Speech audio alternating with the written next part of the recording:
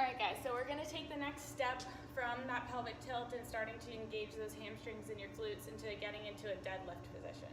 So for the front deadlift, we're gonna elevate our toes at first, and Nicole's gonna think right before she does each movement, again, about that pelvic tilt. So she's gonna think about pulling those hips forward, keeping that core engaged, keeping that back flat, and she's gonna push her hips back as she slowly lowers. Slight bend in the knees, coming down. Again, see how nice and flat her back is. We wanna think about that. She's not arching her back, and she's not rounding her back, right? And she's not just squatting and bending her legs completely. She's keeping a nice flat back with a little bit of an arch. Some of you are gonna be able to go further than others. I want you to go until you can't bend anymore. All right, so then slowly come up. As she comes up, she's gonna straighten up, set those hips, and come back down again. Good, again, slight bend in the knees.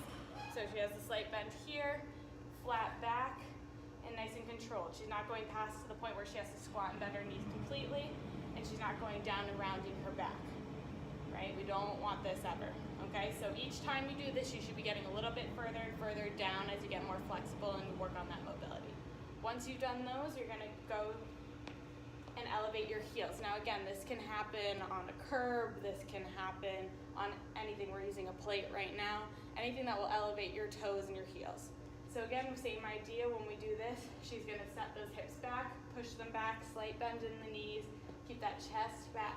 Shoulders are back, right? She's not rounding her shoulders. She's not rounding that back. She's keeping it nice and flat, all in line. Just like when we're doing our hang position. And she's gonna come back up.